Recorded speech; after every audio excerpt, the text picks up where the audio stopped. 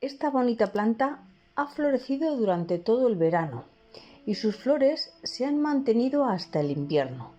Se la conoce con los nombres de pintalabios, lapstick o esquinanto, aunque su nombre científico es Aeschynanthus. Solemos elegir la Aeschynanthus, o como también se la ha llamado simplificando su nomenclatura botánica, esquinanto, por la espectacular de sus flores. Sin embargo, no podemos dejar a un lado que su follaje también es sumamente atractivo. Sus abundantes tallos presentan un follaje denso e intensamente verde, y en el caso de algunas variedades, las hojas se disponen en forma de tirabuzón, cerrándose ligeramente sobre los tallos. Si a eso le sumamos que su porte es colgante, no cabe duda que la Aeschynanthus es un auténtico espectáculo natural cuyas hojas son perennes. Mirad qué maravilla, es increíble. Bueno, antes de proseguir quiero recordarte que estás en el canal de Flores y Mariposas y que si todavía no te has suscrito, pues lo hagas ahora mismo para no perderte futuros vídeos muy interesantes que sacamos en este canal sobre flores, plantas, mariposas, abonos, insecticidas, fungicidas, compostaje, reciclaje, manualidades, consejos, etc. Se trata de una planta trepadora que crece apoyada en otros árboles.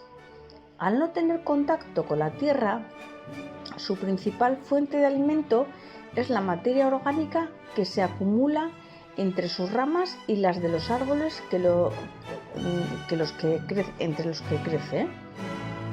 Esta planta es originaria de Indochina y el oeste de Malasia.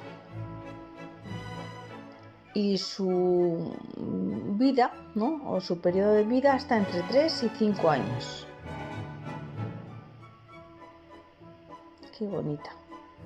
Bueno, por sus orígenes tropicales es una planta friolera, por lo que tendremos que evitar exponerla a corrientes de aire y lo mejor es tenerla dentro de casa.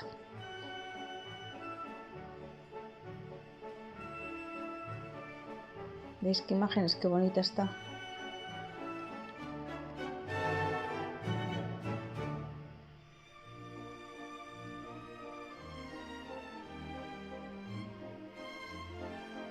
Es una maravilla, es preciosa. A mí me encanta, me parece que adorna en cualquier sitio que la coloques.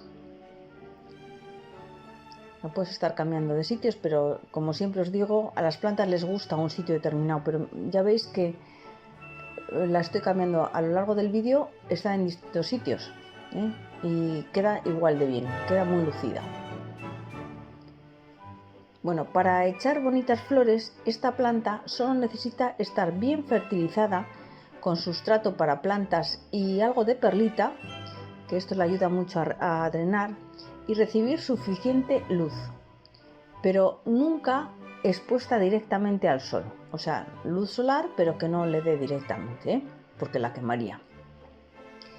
De no tener la cantidad que precisa de luz, pues te vas a dar cuenta enseguida, porque sus frondosos tallos dejarán de serlo. Incluso puede darse el caso de que las nuevas ramas nazcan y crezcan completamente despobladas.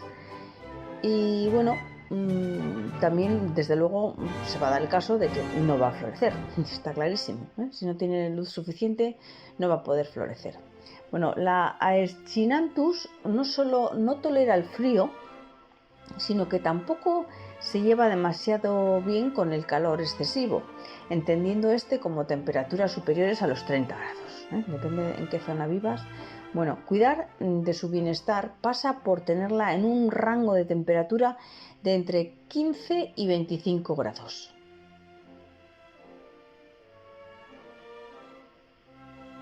¿Y veis qué bonita se te va a mantener?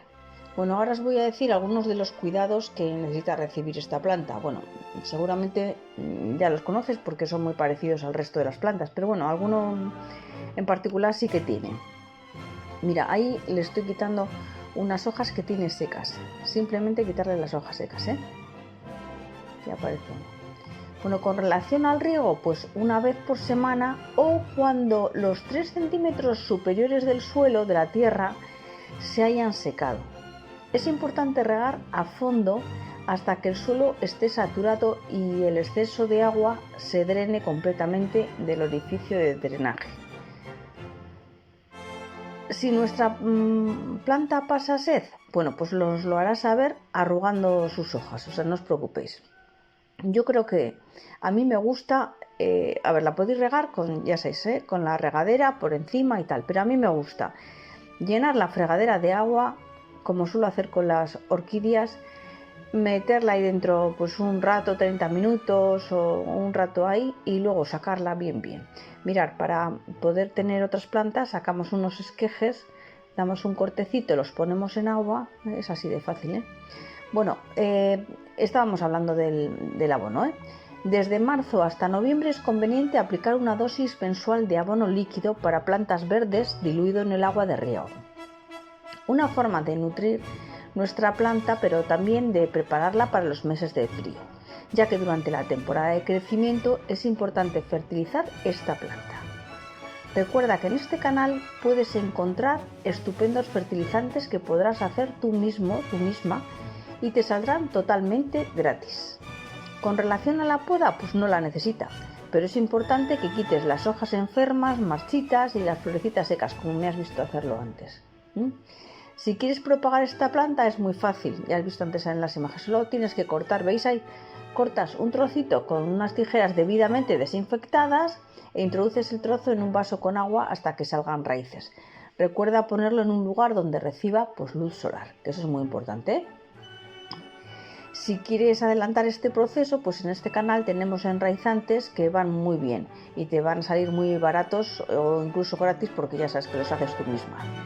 Seguramente a los 2 años de tener esta hermosa planta, pues notarás que sus raíces no dejan espacio a la tierra, por lo tanto, pues deberás trasplantarla. Recuerda que su nuevo tisto maceta deberá ser pues un tamaño o 2 mayores que el actual, pero no más grande. Sus enemigos, de haberlos, podrían ser alguno como la cochinilla, la algodonosa y la araña roja. Ya sabéis, eso que queda blanquito o la araña roja casi no se le ve, es muy chiquitina. Bueno, espero que os haya gustado este vídeo. Comparte con familiares y amigos que pudieran estar interesados. Gracias por quedaros hasta el final y os espero en el siguiente. Un saludo.